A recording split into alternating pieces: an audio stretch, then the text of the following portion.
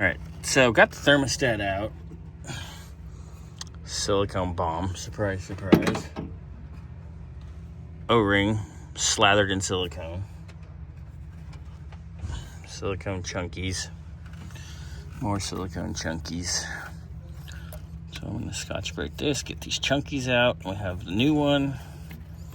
Get all this crap out of here. Fun. So, this is the original thermostat O-ring that somebody silicone bombed. And it's a little out of shape because it's been in there a while. So, I had this together.